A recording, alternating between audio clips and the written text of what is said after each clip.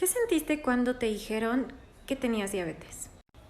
Es normal sentirse triste, enojado, preocupado, decepcionado. Es importante que sepas que todas estas emociones son normales y son parte de un proceso de duelo. Yo pensé que no me afectaba e incluso brinqué de felicidad cuando me dieron el diagnóstico. Ya les contaré. Pero en la escuela, después de no comer dulces, nada, me compraba un chocolate y a medio chocolate recordaba, espera, ahora vivo con diabetes. Era esa negación que tenía. Mis papás y un especialista en psicología me ayudó con ese tema y lo superamos pronto y empezamos el tratamiento. Esto es normal si eres el paciente, el papá, la mamá, el hermano, la pareja, un amigo de alguien que vive con diabetes. Acepta tu emoción, ve con un especialista y felices glicemias. ¿Te ha pasado que cuando la gente sabe que vives con diabetes, automáticamente empiezan a contarte un montón de historias tipo: sí, mijita, a mi esposo le detectaron la diabetes y le dejaban unas pastillas que lo dejaban ciego. Mejor puro tecito de moringa. Ay, mi amiga también tenía eso y no sabes, sus papis súper lindos se la llevaron a Houston, le hicieron un trasplante. O sea, ¿sí sabes cómo? Un trasplante nuevo, un páncreas nuevo, quedó súper cute. Sí, un cuate le dio eso, fue con un curandero, de los buenos, todo naturalito, se curó. Es importante darnos cuenta que detrás de todas estas historias existe una buena intención, pero no te confíes porque podrías poner en riesgo tu salud. La educación en diabetes es para todos, así que acércate a un especialista, resuelve tus dudas y toma decisiones informadas en beneficio de tu salud. Y tú, si quieres ver bien a esa persona que vive con diabetes, ojo con la información.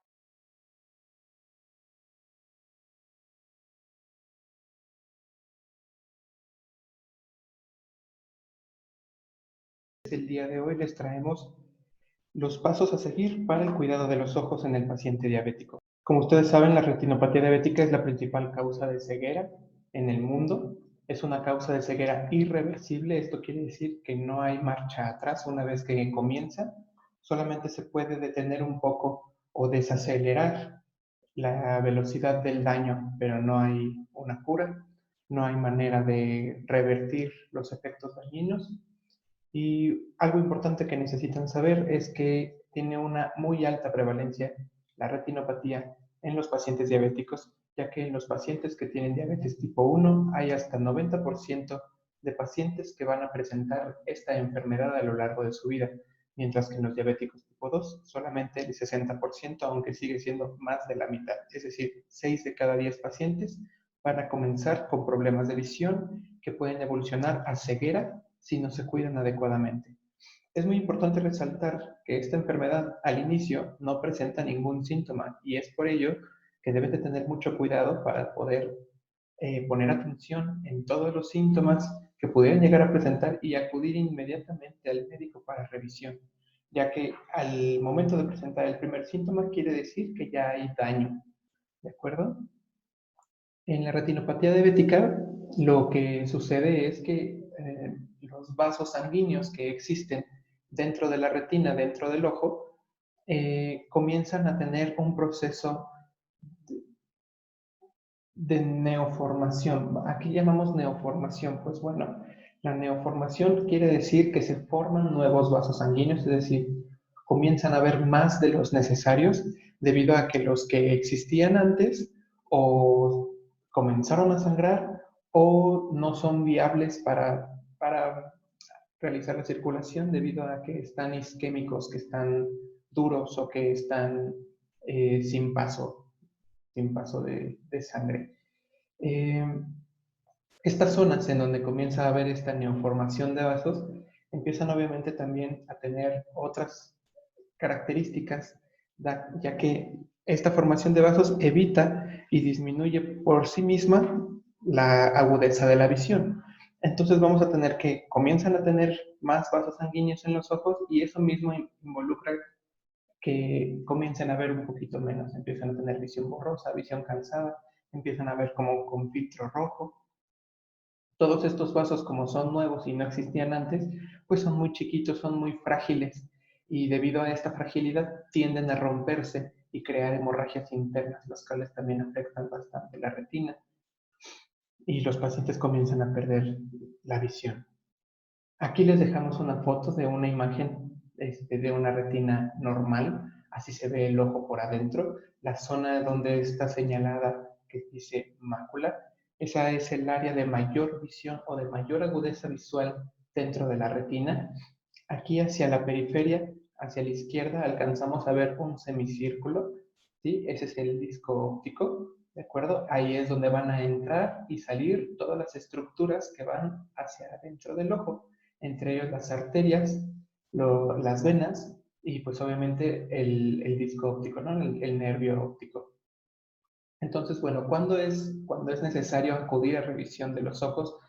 En caso de que tengamos un paciente diabético tipo 1, es necesario acudir después de 5 años de realizado el diagnóstico. En cambio, con los diabetes tipo 2, los pacientes diabéticos con diabetes mellitus tipo 2, es necesario acudir al oftalmólogo en el momento del diagnóstico, debido a que la mayor parte de estos pacientes, cuando son diagnosticados, ya tienen un tiempo con problemas de glucosa alta y esto puede condicionar que ya haya daño previo en la retina, ¿de acuerdo? En cualquiera de los dos casos, después de que se realice el diagnóstico y de que vayan con su oftalmólogo, la revisión de los ojos se tendrá que realizar entre 1 y 2 años, dependiendo de cada paciente y dependiendo del estado de sus ojos. Entonces, se diagnostica el paciente con diabetes. Si es diabético tipo 1, se le enviará al oftalmólogo 5 años después, en caso de que no haya datos de alarma en, en la visión. Y si es un diabético tipo 2, pues bueno, se le enviará en el momento en el que se realice el diagnóstico para valorar si no existe ya un daño en la retina. ¿Y con qué nos referimos a daño en la retina? Pues bueno, como les decía, la retinopatía diabética es una alteración de la circulación debido a que se forman vasos nuevos.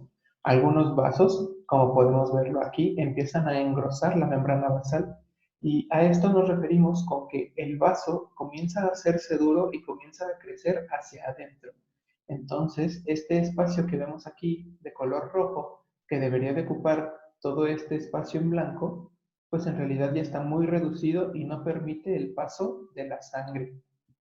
Esto también afecta a los eritrocitos, que son los glóbulos rojos, que no pueden pasar por aquí, empiezan a deformarse, empieza a haber lesión en todas estas células y pues bueno, eso va a ocasionar que en algún momento esta parte de la arteria o del capilar deje de pasar suficiente sangre o simplemente se ocluye completamente la circulación, ¿de acuerdo? Entonces se produce edema, se produce inflamación, se produce esta proliferación vascular para poder compensar esta área que está dañada. Las arterias y los capilares comienzan a hacer puentes para saltarse el área dañada. Pero debido a la velocidad a la que deben de generarse estos puentes, pues los vasos no son de suficiente calidad y estos vasos pueden empezar a presentar también otros daños como son las hemorragias, ¿de acuerdo? Entonces, inicia por un proceso de engrosamiento, ¿de acuerdo? Un proceso de engrosamiento en los capilares, empieza a perder toda la estructura que le da sostén al capilar, empieza a verse, imaginen que este tubito fuera una manguera y entonces a esa manguera le empiezan a cortar pedacitos, ¿sí? Le empiezan a hacer cortes, y entonces obviamente por aquí empezará a haber fuga, ¿de acuerdo? Esa fuga se traduce como hemorragia dentro de la retina y esas zonas de hemorragia van a dañar a las células porque recordemos que la sangre en el tejido es tóxica, ¿de acuerdo? No debe de estar fuera de los vasos sanguíneos porque para las células puede ser tóxica. Y bueno, entonces estas oclusiones, esta proliferación de nuevos vasos sanguíneos son lo que va a condicionar toda la patología de la retina. Y bueno, aquí podemos ver cuando ya se proliferó demasiado esta retina, que empiezan a tener muchos vasos sanguíneos, pues bueno, empiezan a tener este tipo de aspecto donde hay más vasos de los necesarios, pero aparte de que hay más, son de mala calidad, son frágiles, son tortuosos, parecen un rosario, parecen perlas, ¿de acuerdo? Y esto se puede también ver en el iris, porque empieza a haber una proliferación también capilar en el iris, ¿de acuerdo? Y bueno, si algunos se preguntan cómo se ve un ojo sano y uno enfermo, pues bueno, aquí les traemos una imagen. A la izquierda está el ojo sano, a la derecha está un ojo enfermo. Fíjense cómo el ojo sano se ve uniforme, se ve del mismo color, se ve carnoso. Todas las arterias y las venas son fácilmente distinguibles, no están tortuosas, no se ve que haya una sección de oclusión, todas se ven uniformes, ¿de acuerdo? Entran y salen del disco óptico y el disco óptico también no se ve con alteraciones mayores. En cambio, en una paciente que tiene ya retinopatía, empiezan a ver estas zonas, si se fijan, como blanquecinas, como si hubieran perdido luz, como si aquí estuviera habiendo algo que vamos a llamar como pues lesiones, digamos, que son ocasionadas por estas mismas proliferaciones capilares. Fíjense cómo las arterias y los capilares empiezan a verse cada vez más tortuosos, hay más de los necesarios, hay muchos más, empiezan a verse como un poquito más discontinuos, más apagados, el color no es tan vivo, ¿de acuerdo? Así se ven los ojos de un paciente diabético. Y bueno, ¿qué podemos hacer para prevenir la retinopatía diabética? Pues bueno, es muy sencillo realmente. El paciente lo que debe de hacer es mantener un buen control de su glucosa y de sus otras enfermedades. Para esto es necesario revisarse el azúcar constantemente, acudir al médico, realizarse sus estudios de laboratorio. Y bueno, es importante que sepan que el riesgo en los pacientes diabéticos de tener daño en los ojos es hasta 25 veces más que en la población normal. Entonces es importante también controlar la presión arterial, dejar de fumar, poner atención a los síntomas que pudiera llegar a tener el paciente. Es importante que cuide todas sus otras enfermedades porque, por ejemplo, la presión puede provocar que los problemas de visión empeoren. Recuerden que les decía que empiezan a hacerse como si fueran cortes dentro de la manguera y por ahí empieza a haber fuga. Pues bueno, ahora imagínense si empiezan esas fugas y aparte la presión es alta, pues bueno, la fuga va a ser mucho mayor y la hemorragia dentro de la retina va a abarcar un área o una extensión más grande. Dejar de fumar también es importante porque disminuye la capacidad de los vasos sanguíneos de formarse nuevamente, de tener suficiente elasticidad y esto aumenta también directamente la presión arterial y bueno, lo que les comentaba antes, que habrá mayor hemorragia por la fuga de los capilares frágiles. ¿De acuerdo? Es importante que los pacientes sepan que hay que acudir al oftalmólogo por lo menos una vez al año. Esta es la única persona, el único médico que está completamente capacitado para identificar adecuadamente la enfermedad desde sus inicios. No importa si va con un médico general o si va con su médico de cabecera, es necesario acudir al oftalmólogo por lo menos una vez al año. ¿De acuerdo? Y como les decía, fijarse en no presentar alguno de los síntomas de alarma que pueden estar en los ojos y en caso de presentarlos, acudir inmediatamente al oftalmólogo. Y los siguientes son la visión borrosa, que quiere decir que empiezan a ver como si estuviera un poco empañado. Esto sucede muy comúnmente en los pacientes que tienen el azúcar muy alta. Pueden también empezar a tener dificultad para leer esto de manera súbita, es decir, que el día anterior veían y leían completamente bien y el día de hoy ya no. También es importante cuidar, eh, tener o no tener en la visión imágenes dobles, imágenes de anillo, imágenes de luces centellantes como las bengalas, dolor repentino en uno o ambos ojos, enrojecimiento de la conjuntiva, es decir, cuando el ojo se pone muy rojo no sabemos por qué y por más de que le ponemos lágrimas artificiales o lo dejamos descansar o lo lavamos y no encontramos una causa. Hay que acudir al oftalmólogo. Si sienten presión, si sienten que ven manchas o si ven moscas o manchitas que flotan en su campo de visión o que las líneas rectas ya no las pueden distinguir, pues es importante acudir al oftalmólogo, ¿de acuerdo? Si empiezan a ver que ya no alcanzan a ver hacia los lados, la visión periférica se puede estar afectando y es importante también acudir al oftalmólogo. Así se empiezan a ver, así se empieza a ver la visión en un paciente diabético después de que comienza a tener daño. Dejan de ver normalmente, inicia por la periferia y después va hacia el centro. Entonces, ¿qué podemos hacer para prevenir todas estas enfermedades y todos estos síntomas que puede presentar el paciente diabético? Pues bueno, hay que cuidar los ojos, hay que humectarlos. Las personas diabéticas, por el simple hecho de tener el azúcar elevado, pueden llegar a presentar ojo seco, por lo que es importante que lo cuiden, que lo humecten, que lo limpien, porque puede haber mayor riesgo de infecciones a pesar del uso de enjuagues, ¿de acuerdo? Utilizar lágrimas artificiales si es necesario o algún tipo de colirio. Hay que reducir la ingesta de sodio, como ya decíamos antes, el cuidado de la presión arterial es importante para poder prevenir la fragilidad y la fuga de estos vasos sanguíneos, ¿de acuerdo? Entonces la sal, este nutriente que necesitamos consumir diariamente, que eleva nuestra presión arterial, también puede afectar los vasos sanguíneos de nuestros ojos. Por lo que hay que cuidar de no consumir más de 1.5 gramos de sodio al día. ¿De acuerdo? Hay que controlar la ingesta de sal. También es importante controlar la ingesta de colesterol, ya que esta grasa puede favorecer la aparición de la enfermedad.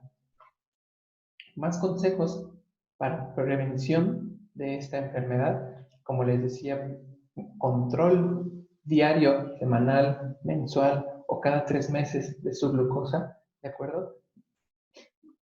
Pueden acudir con su médico, pueden acudir con su médico familiar, con su médico de cabecera, con su oftalmólogo, con su médico endocrinólogo o con su educador en diabetes, que les realicen exámenes de hemoglobina glucosilada.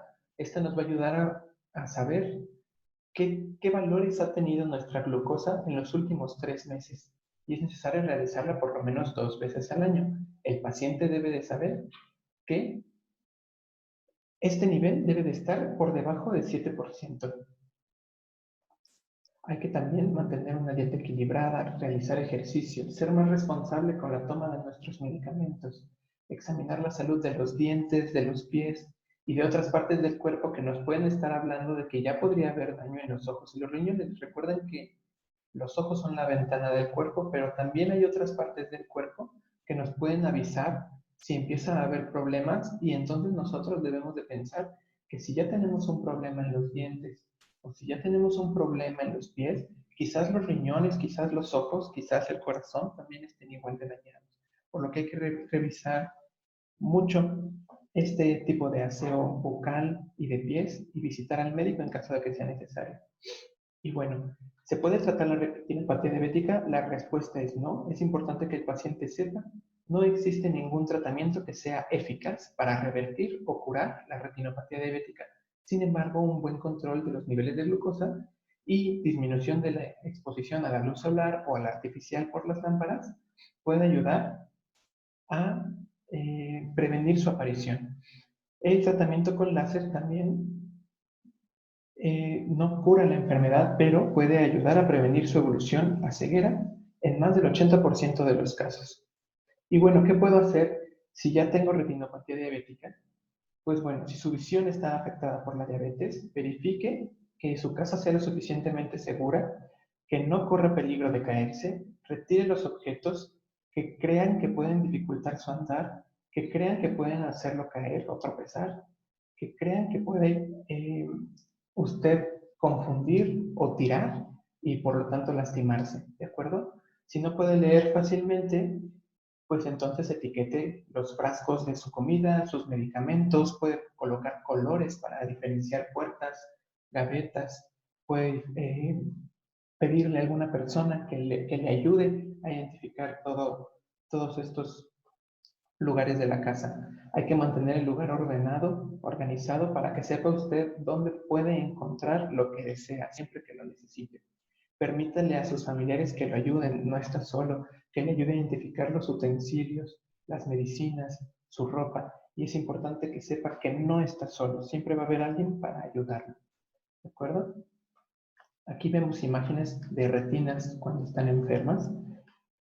Todos estos daños se ocasionan debido a la diabetes. Fíjense cómo la zona donde hay mayor agudeza visual empieza a perderse. Esto va a condicionar que el paciente vea con manchas en su visión, como lo veíamos en la foto del niño de hace rato, y por lo tanto disminuyan su calidad de vida. Díganle a sus pacientes, va a dejar de ver a sus familiares, ya no va a poder caminar por sí sola, no va a poder cocinar, no va a poder manejar. Es importante que se cuiden y se revisen constantemente, ¿de acuerdo?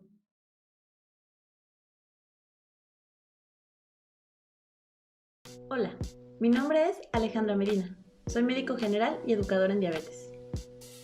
Este video es para que aquellas personas que padezcan diabetes sepan cómo deben de cuidar su boca y sus dientes. La diabetes es un grupo de enfermedades en el que por diferentes causas se presentan niveles elevados de glucosa en la sangre. Este estado, donde la glucosa se mantiene en niveles altos en la sangre, causa un daño crónico en los vasos sanguíneos y en los nervios. Esta es la razón por la que una persona con diabetes puede presentar complicaciones en cualquier parte de su cuerpo. Por ejemplo, en sus ojos, en su riñón, en sus pies, en su cerebro y, ¿por qué no?, en la boca.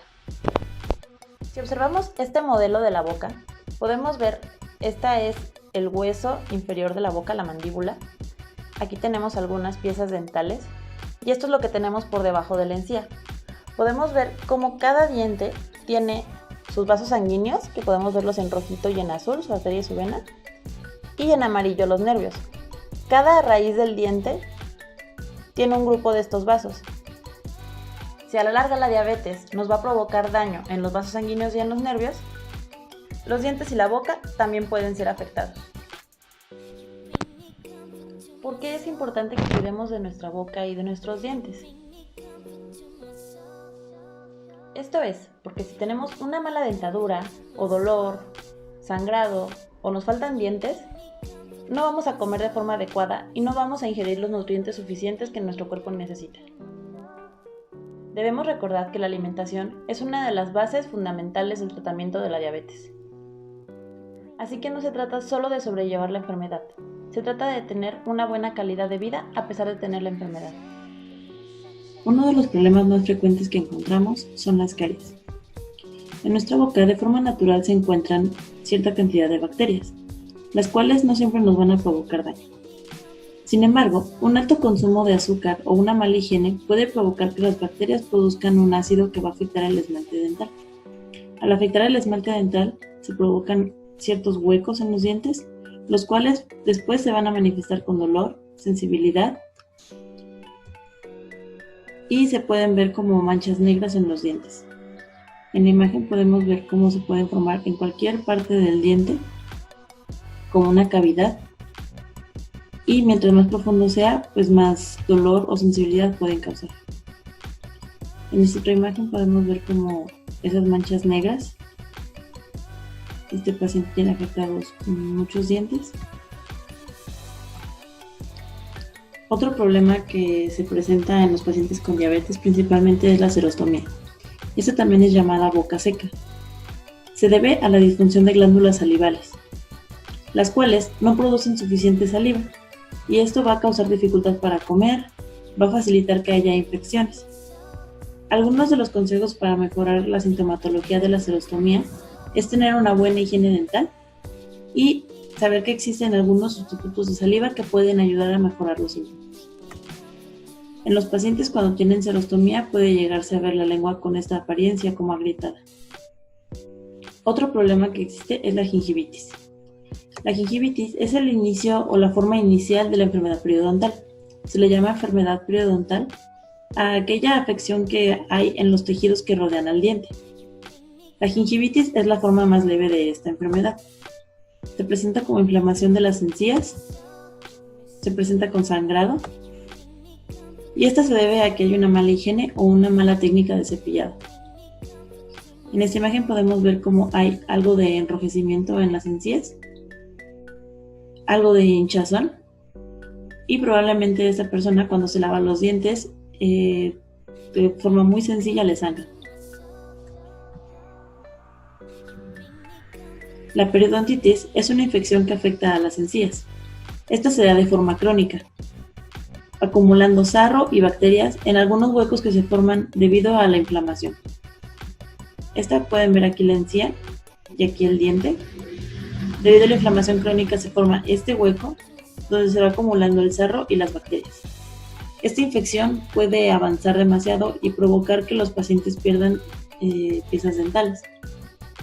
Aquí vemos cómo hay la encía muy inflamada y cómo en estos huecos entre el diente y la encía está acumulado el sarro. El sarro se ve como gris oscuro, agarra un color oscuro. Y aquí vemos otro paciente igual con mucha hinchazón y con algún sangrado. La candidiasis es una infección que se da por un hongo llamado cándida, del cual existen diversos tipos. Este hongo por lo general solo causa enfermedad en aquellos pacientes que tienen las defensas bajas o en este caso que tengan una diabetes muy descontrolada. Afecta los tejidos blandos como la lengua, el paladar, las mejillas, las amígdalas, la garganta. Puede provocar pérdida del gusto, irritación y sensación algodonosa. Se presenta como unas lesiones blanquecinas en el tejido que está afectado. Como vemos en la imagen, está afectado el paladar, la lengua y las mejillas.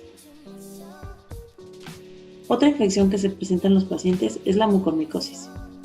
Esta es una infección micótica, es decir, que es causada por hongos, y esta se debe a la respiración de moho o de esporas que se encuentran presentes en el ambiente. Esta enfermedad, de igual forma, solamente le da a aquellos pacientes que se encuentran con una diabetes muy descontrolada. Les puede provocar dolor, fiebre y tos. Esta puede afectar a cualquier parte de la mucosa, ya sea el paladar, o incluso puede pasarse a otras partes de la cabeza, como es la nariz, los ojos e incluso llegar al cerebro. Se presenta como áreas negruzcas, principalmente en el paladar duro, y cuando afecta a otros tejidos como ojos o nariz, se ven las mismas características de manchas negras. ¿Y entonces qué pueden hacer para prevenir esto? La explicación por la diabetes es tener un control adecuado. Es importante que tengan un adecuado peso. Esto es, llevando una dieta equilibrada, realizando suficiente actividad física, tomando los medicamentos que deben de tomar, aplicarse la insulina si es que la requieren, acudir de forma regular con su médico para que lleve control de su enfermedad. Otras medidas para cuidar de su boca son una limpieza adecuada. La técnica de cepillado adecuado se los voy a enseñar con este modelo y este cepillo de dientes grandote para que puedan ver. El cepillado siempre va enfocado a tratar de sacar todo lo que pueda estar en los dientes hacia afuera, por lo que en la parte de superior debemos de cepillar de arriba hacia abajo, de esta manera.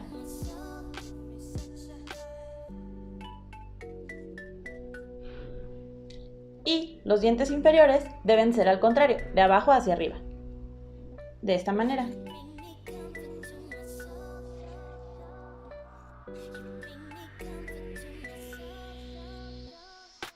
No debemos olvidar limpiar la parte interna de los dientes. Esto es en el mismo sentido. Los de arriba deben ser de arriba hacia abajo, así. Y los de abajo hacia arriba.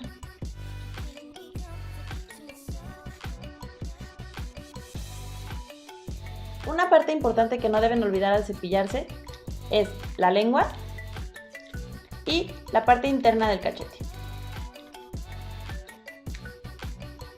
Algo que pueden utilizar para complementar la higiene bucal son enjuagues o el hilo dental. El hilo dental debemos ser muy cuidadosos con él, ya que si lo hacemos de una forma incorrecta puede ocasionarnos más daño del que puede beneficiarnos. Por esto es importante que también acudan con su odontólogo de forma regular. Él les puede enseñar si están usando de manera correcta su cepillo de dientes, así como el hilo dental, además de llevar seguimiento de su salud bucal. También es importante mencionar que si ustedes ya les faltan algunas piezas dentales o usan placas, es importante que después de cada comida, así como realizarían el cepillado dental, realicen el lavado de su placa dental. Esto es, con un mismo cepillo con cerdas suaves, se retiran su placa y la deben de cepillar muy bien, dejarla limpia, enjuagarla y entonces pueden volver a utilizarla. Esto es después de cada alimento. Con estos sencillos pasos es suficiente para mantener una dentadura saludable. Así que en sus manos está llegar a los 60, 70, 80 años con una dentadura así o con una dentadura así. Esto sería todo por mi parte, espero que les haya gustado el video. Gracias.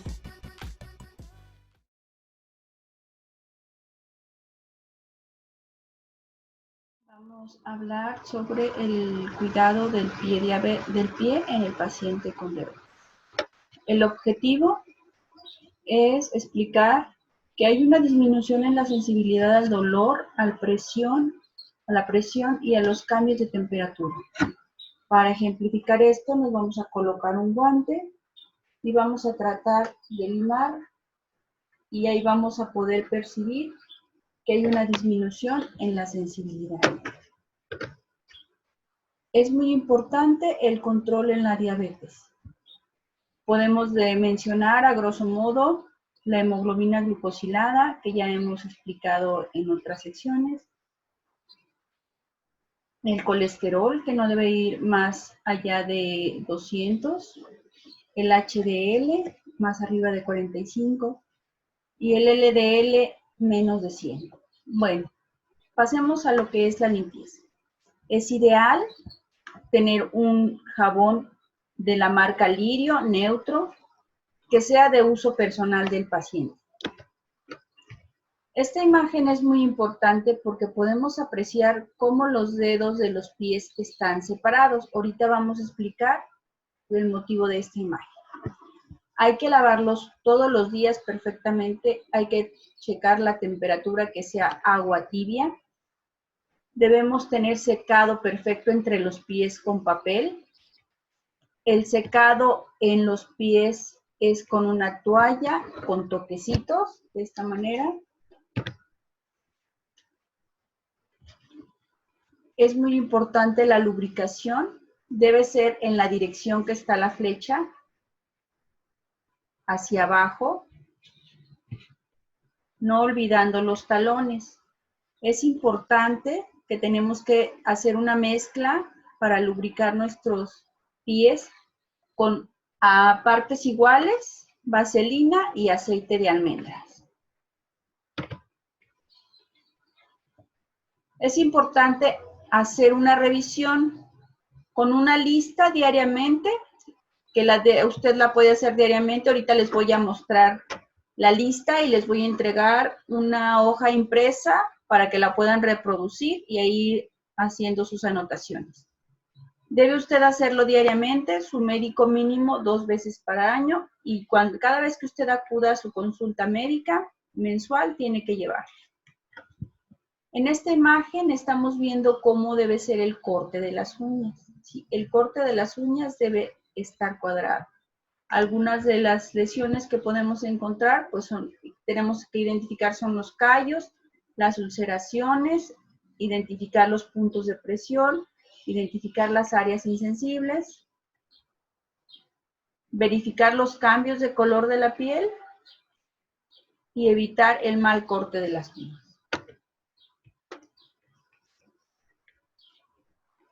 Corte únicamente sus uñas si usted tiene una buena agudeza visual.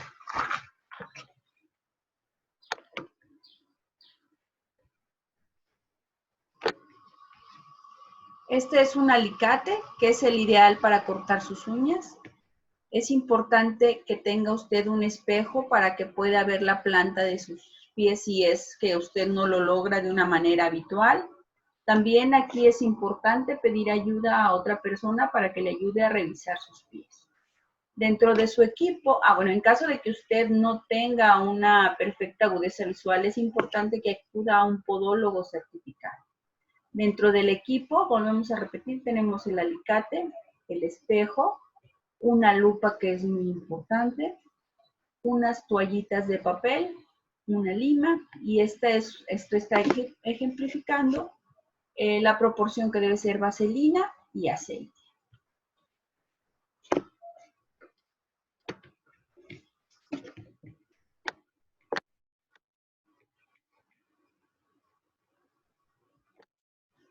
Esta es la lista de apuntes que le mencionaba. Es una tabla Aquí va a poner usted la fecha y va a averiguar la apariencia, el color y el corte, en este caso de las uñas. Las opciones pueden ser terrosas, que estén gruesas, el color negro, claro, amarillo, y el corte siempre debe ser cuadrado.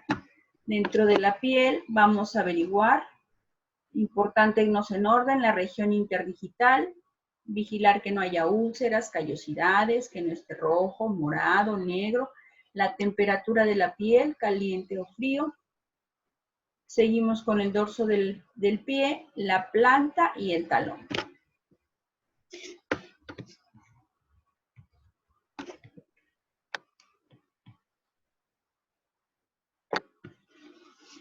Otro punto importante es el uso de los zapatos. Si usted va a comprar unos zapatos nuevos, es importante que sea por la tarde, que se pruebe ambos zapatos. Lo ideal es que usted utilice cintas o velcro que no le aprieten sus zapatos. Camine por la tienda unos pasos para que pruebe cómo está el calzado. Si usted va a comprar un calzado nuevo, lo que tiene que hacer es amoldar los zapatos mínimo 3 semanas antes del evento. Es muy importante que esté ancho el calzado, que no esté estrecho, que le ajuste correctamente.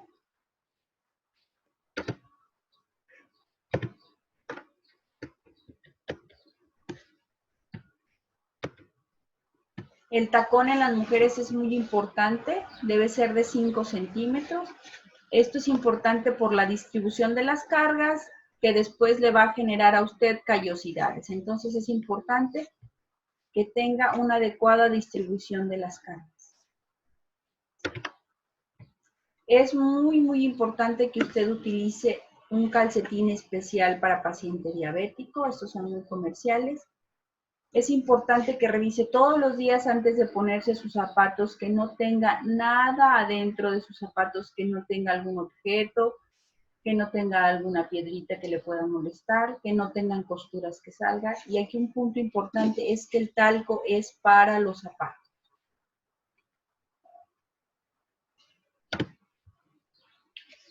Algunas de las lesiones más comunes es el dedo del martillo. Podemos conseguir estos silicones que protejan en esta área del dedo del martillo.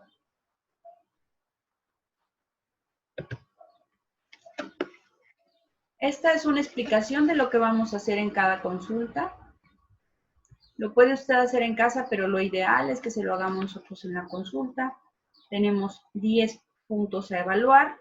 Este es el monofilamento con el que lo evaluaremos.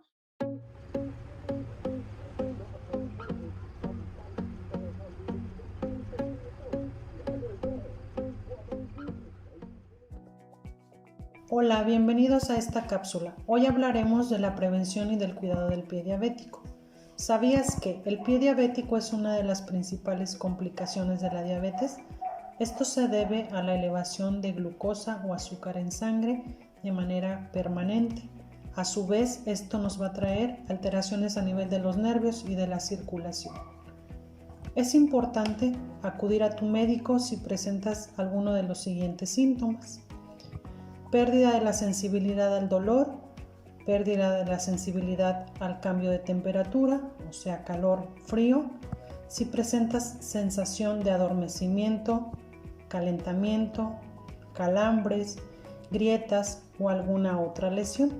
La prevención del pie diabético comprende de control de glucosa en sangre, evitar las lesiones que se puedan presentar y tratarlas, realizar un monitoreo de forma constante. En este monitoreo aprenderá a observar en sus pies la higiene, coloración, temperatura e hidratación. Revisar la planta, dorso, uñas y en especial cuidado en los espacios interdigitales, es decir, entre los dedos. Observar los puntos de presión del pie, que son la base de los dedos, talón y zonas laterales. Todo esto con la finalidad de detectar alguna lesión. ¿Qué medidas debemos de aplicar? Hay que realizar una higiene de forma diaria con agua templada y jabón neutro. El secado de los pies debe de ser con una toalla de algodón, no frotarlos, sino realizar movimientos oprimentes. La hidratación debe de ser con cremas, las cuales pueden tener algún componente como aceite de almendras. El corte de uñas debe de ser recto con ayuda de una lima de cartón. El uso de calcetines de igual forma deben de ser de algodón sin costuras internas. El uso de los zapatos debe de ser cómodo, flexible, con la punta amplia, con una suela o tacón que no rebase los 4 centímetros. En caso de comprar zapatos, se recomienda hacerlo al finalizar el día, ya que tu pie está cansado o inflamado. Esto nos va a garantizar que el resto del día van a ser cómodos.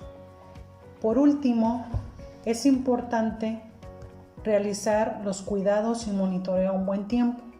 Esto nos va a prevenir lesiones irreparables futuras.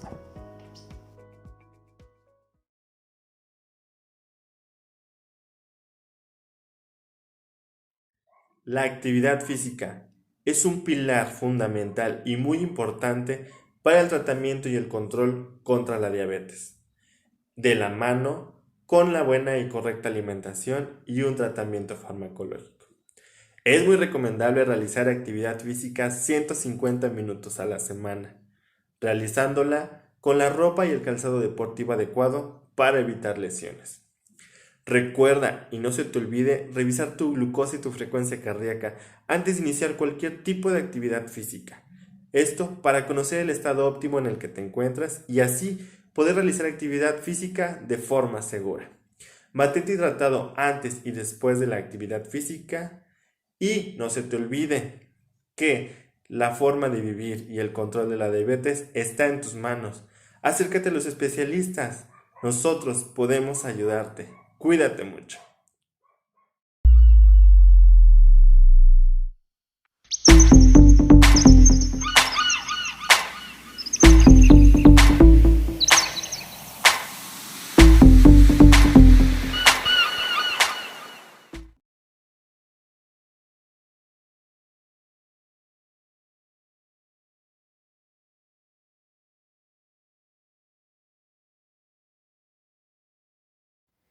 Buenos días, mi nombre es Irlanda Vilés Rodríguez, soy licenciada en nutrición y educadora en diabetes.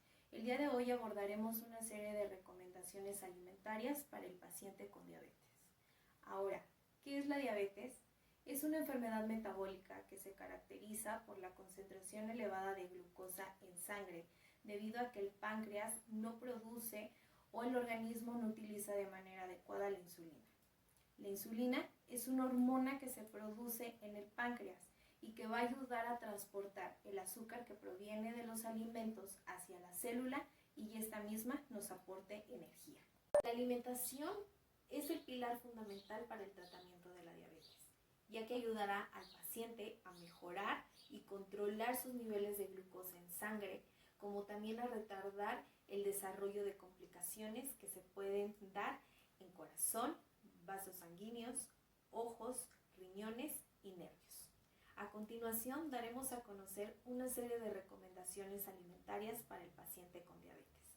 La primera recomendación es que el paciente integre los 3 grupos de comidas del plato del bien comer en sus 3 tiempos de comida. Comenzamos con el aporte de verduras y frutas que nos van a proporcionar lo que son carbohidratos, vitaminas y minerales.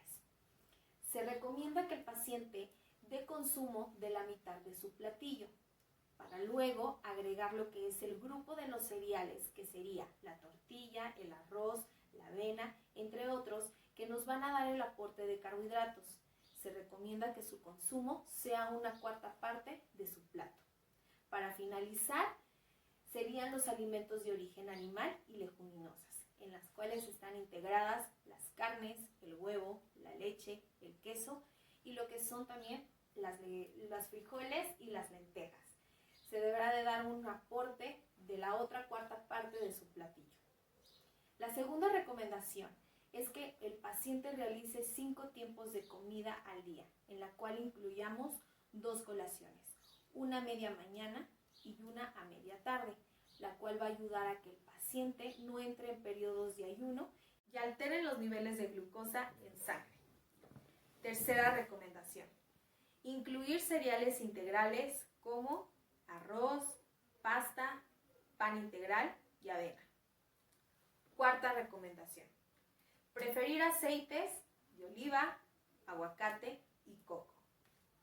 Quinta recomendación: no olvidar incluir lo que son las carnes blancas como pollo, pescado y pavo, como también lo que son los lácteos, que pueden ser el yogur natural y el queso panela. Sexta recomendación: siempre combinar una porción de fruta con una porción de semilla o verdura, ya que esto ayudará a que el nivel de azúcar que proviene de la fruta se pueda mantener estable. Séptima recomendación: procurar el consumo de agua natural alrededor de 1 a 2 litros de agua al día y preferir lo que son infusiones de fruta y evitar agregarle azúcar a los jugos de fruta. Octava recomendación: evitar el consumo de alimentos altos en azúcar que se pueden encontrar a través de las harinas refinadas como galletas, pan dulce, pan blanco, como también de golosinas y refrescos industrializados. Otros alimentos en los cuales debemos de tener cuidado son en los embutidos, como también alimentos que tienen un alto contenido en grasa, que puede ser la comida frita, la comida rápida. Para finalizar, hay que tomar en cuenta que el plan de alimentación de cada paciente debe de ser de una forma individualizada y que esto va a depender del sexo, edad, peso y del uso farmacológico que esté dando consumo el paciente de acuerdo a lo que le estableció el especialista. Para más recomendaciones nutricionales, acude con tu especialista en nutrición. Hola, ¿qué tal? Buenas tardes. Mi nombre es Mari Liliana, soy la nutrióloga. El día de hoy les traigo un tema de lo que trata el plato del bien comer. Vamos a conocer un poco más de lo que no debe de ser nuestra o cómo debemos de tener una buena alimentación a base del plato del bien comer. Bueno, el plato del bien comer está dividido en 3 grupos. Estos 3 grupos de alimentos, si se dan cuenta, está en verde, amarillo y color rojo, lo cual nos asemeja a lo que es un semáforo. Y bueno, en este semáforo, el color verde entran las verduras y las frutas. Estas verduras, pues la mayoría de todos los conocemos, son los nopales, la lechuga, la zanahoria, el tomate, el pepino, la calabacita, entre otros alimentos.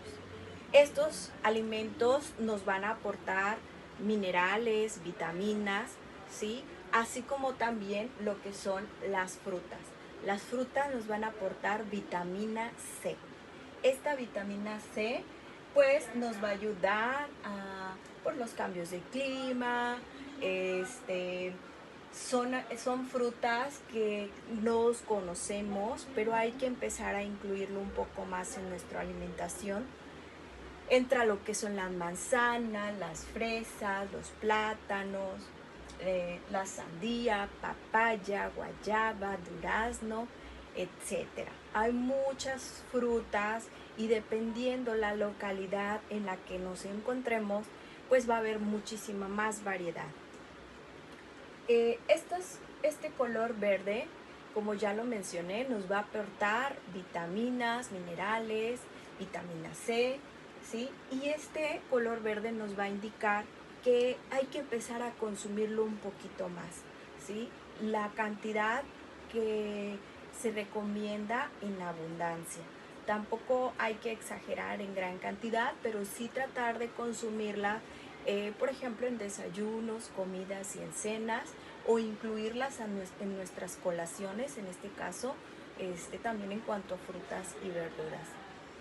El color amarillo nos va a indicar que no comamos ya en exceso, que lo empezamos a consumir un poco más en moderación. Este aporte de cereales, que se llama este grupo, tipo de cereales, es un aporte que nos va a dar energía. Esta energía pues si nosotros lo consumimos en exceso, pues también nos va a aumentar en cuanto al peso o nos va a hacer que los niveles de glucosa se nos eleven, ¿sí? Este grupo de alimentos se le llama carbohidratos. Recuerden que todo alimento que tiene carbohidrato, pues nos va a hacer el aumento de los niveles de glucosa. En estos grupos pues entran las tortillas, la papa, el arroz, las sopas, el espagueti, las pastas, las harinas, en este caso las galletitas, etcétera. Son alimentos que realmente consumimos diariamente, pero pues nos están afectando al día a día. Es importante incluirlos en nuestra alimentación, pero no en exceso. El grupo número 3 entra el color rojo. En este color rojo está dividido en alimentos se llama leguminosas y alimentos de origen animal. Este grupo de color rojo nos aporta proteína.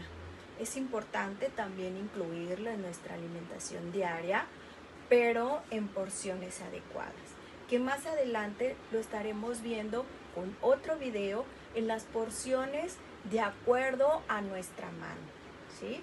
Entonces, las leguminosas, pues todo lo conocemos como frijoles, lentejas, habas, garbanzo, alubias, etcétera, ¿sí? Esta porción también nos va a indicar que tiene que ser moderado, en pequeña porción, en porciones adecuadas y no en exceso, ¿sí? Los alimentos de origen animal como pescado, pollo, carne de res, leche, huevos, quesos, también incluye como alimento de origen animal. Es importante consumirlos. Si bien este es un plato del bien comer, está conformado por los 3 grupos de alimentos que ya los mencionamos y que espero que hayan aprendido un poquito más de lo que es el plato del bien comer, y en otra cápsula estaremos viendo las porciones de acuerdo a mi mano. Les mando un saludo cordial y estaremos con cápsulas más adelante. Hola amiguitos, en esta cápsula les voy a platicar en qué consiste una alimentación correcta en aquellas personas que viven con diabetes, principalmente para prevenir enfermedades como es el coronavirus. Vengan, acompáñenme. Comenzaré por explicarles en qué consiste el plato del buen comer. Nuestras 3 comidas principales, que son el desayuno, la comida y la cena, se deben de ver de esta forma. Esto quiere decir que en nuestro plato debemos de agregar suficientes frutas y verduras, que en este caso las frutas yo les recomiendo que las dejemos para las colaciones y deben de ser 2, en total 5 comidas. En cuanto a verduras, puede que escojamos una ensalada fresca o verduras cocidas, ¿sí? En cuanto a frutas, es muy importante diferenciar que hay frutas que nos van a subir mucho el azúcar. Entonces, explicarle a nuestro amigo que vive con diabetes que debe de consumir frutas que se comen con cáscara, como el durazno, la manzana, la pera, la guayaba, la mandarina, las naranjas, estas con gabazo, y evitar aquellas que para comerse, debemos de pelarlas, como son el plátano, el melón, la sandía, la piña, la papaya. En cuanto a alimentos de origen animal, debemos escoger aquellos que no nos van a aportar o no nos van a aportar tanto colesterol o grasas saturadas. Es muy importante diferenciar que hay carnes que contienen mucha grasa y hay carnes que son magras, entonces vamos a preferir las carnes magras, ¿sí? Como puede ser la pechuga de pollo, principalmente, o el pescado.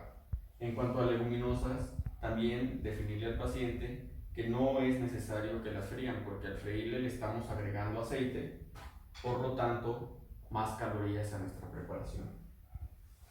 Estas leguminosas las debemos de combinar con cereales, ¿sí? De este modo vamos a obtener una proteína de igual o mejor calidad que la que nos aportan el alimento de origen animal.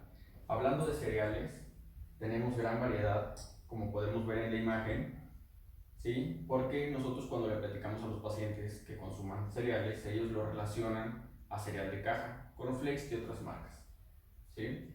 También explicarle que en este grupo se encuentra la papa, ¿sí? Pero el consumo irracional de cereales nos van a generar un aumento de peso. Es muy importante explicarle que debe disminuir su ingesta de harinas, principalmente harinas refinadas, como son pastas, papa y aquellos que no nos van a aportar algo integral. Debemos de consumir frutas y verduras al menos 5 porciones al día, consumir de 8 a 6 vasos de agua al día, no agregar o moderar nuestra ingesta de sal, ¿sí? En aquellas personas que viven con diabetes ya no va a ser necesario que le agreguemos azúcar a nuestros alimentos. Y es muy importante tomar decisiones a la hora de la compra de alimentos, como por ejemplo en el nuevo etiquetado ya viene que nos ponen unas leyendas en la que nos previenen sobre la alta ingesta de contenido de azúcar en estos, y aquí podemos ver en esta pizarra cuánto es el contenido de las bebidas azucaradas.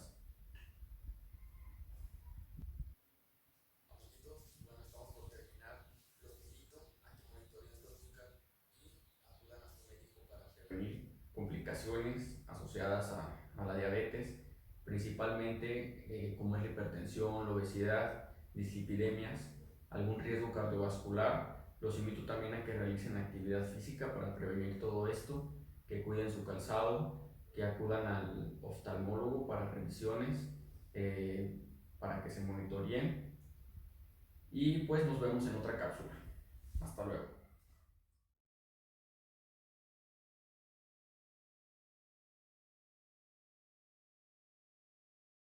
Buen día. Ahora comenzaremos a hablar acerca del método de semáforo, que es una guía que orientará al paciente para seleccionar sus alimentos de acuerdo a su índice glucémico. El índice glucémico se refiere a la velocidad con la que un alimento eleva el azúcar en sangre, por lo que se recomienda que el paciente identifique cuáles son los alimentos que tienen un índice glucémico bajo, moderado y alto.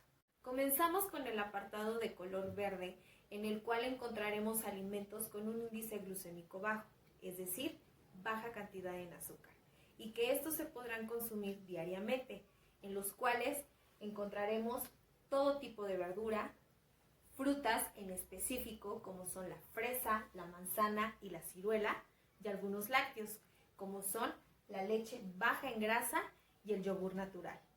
Continuamos con el apartado de color amarillo, donde se encuentran los alimentos que tienen un índice glucémico moderado, es decir, que tienen una cantidad moderada en azúcar.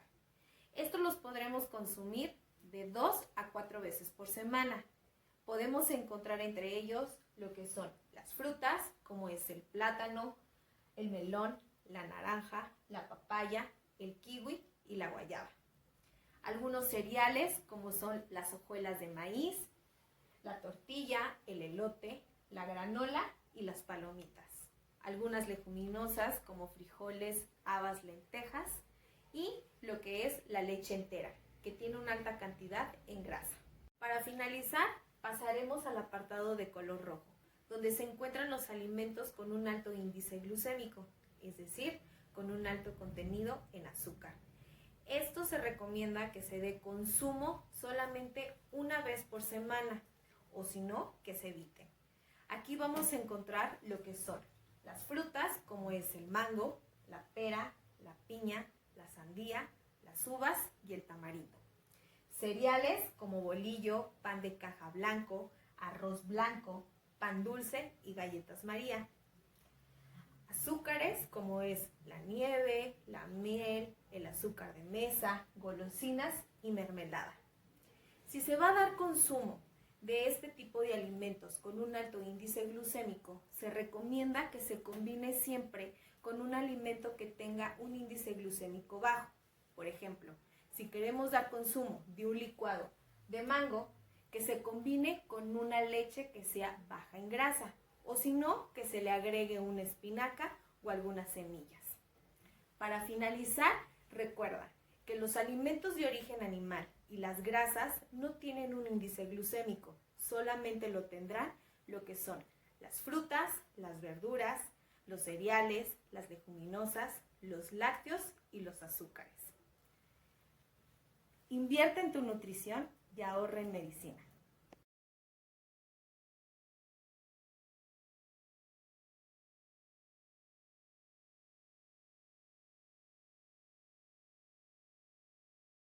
Comenzamos con el taller de conteo de carbohidratos, que es una herramienta que le permitirá al paciente poder equilibrar los gramos de carbohidratos que le corresponden en cada tiempo de comida, como también para poder ajustar la dosis de insulina dependiendo de la cantidad de carbohidratos que dará consumo. Tenemos que entender que un carbohidrato es un macronutriente, es decir, azúcar, que nos van a proporcionar energía y que estas las vamos a poder encontrar en lo que son en las frutas con 15 gramos de carbohidratos, verduras con 4 gramos de carbohidratos, cereales con 15 gramos de carbohidratos, leguminosas con 20 gramos de carbohidratos, lácteo con 12 gramos de carbohidrato y azúcares 10 gramos de carbohidratos. Hay que entender otra parte, que en cada tiempo de comida, como lo es en el desayuno, comida y cena, se tendrá que dar un aporte de 45 a 60 gramos de carbohidratos. En colaciones, entre 15 a 20 gramos de carbohidratos. Por eso es muy importante saber a cuánto equivale cada alimento para no pasarnos de esa cantidad de gramos de azúcar. Una herramienta muy importante en el conteo de carbohidratos y que es algo que la nutrióloga debe de proporcionarles es el sistema de equivalente de alimentos. Por ejemplo, aquí está dividido en porciones ideales y a cuántos gramos de carbohidratos le corresponde a cada alimento. Un ejemplo de ello es, si nos vamos al grupo de las frutas y escogemos 15 piezas de fresa, van a equivaler a 15 gramos de carbohidratos. Pero si damos consumo de una pieza de plátano y la porción ideal es media pieza, que va a equivaler a 15 gramos, pero yo tengo una, ¿a cuánto va a equivaler? A 30 gramos, porque estoy dando consumo de 2 porciones. Para entenderlo un poquito mejor, vamos a pasar a un ejemplo de un desayuno. Por ejemplo, aquí nos dice que el paciente dio consumo de una pieza de huevo. Si nos vamos a nuestro sistema de equivalentes, los alimentos de origen animal no tienen cantidad de azúcar, por lo tanto va a ser 0. 0 gramos de azúcar nos va a aportar. Ahora, aquí nos dice que para poder preparar su huevo dio consumo de una cucharadita de aceite. Si nos vamos a nuestro sistema de equivalente y vemos en el grupo de los aceites, no cuentan con ningún gramo de carbohidrato o de azúcar, por lo tanto va a ser 0 gramos. Ahora, nos dice que le agregó lo que fue una taza de espinaca. Nos vamos a nuestra tabla de equivalentes y vemos que la porción de una taza de espinaca cruda, la porción ideal es media taza y yo tengo una taza. Por lo tanto, el contenido de azúcar por una porción son 4 gramos, serán 2 gramos.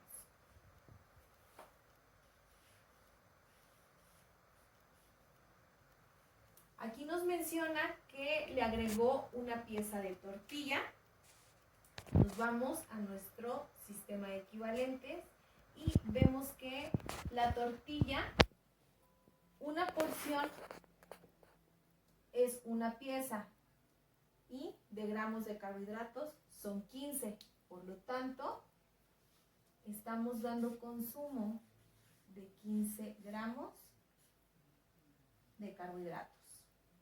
Ahora, tenemos un cuarto de taza de frijoles. Nos vamos nuevamente a nuestro cuadro de sistemas y vemos aquí que las leguminosas en frijoles cocidos, la porción ideal es media taza, que va a equivaler a 20 gramos de carbohidratos.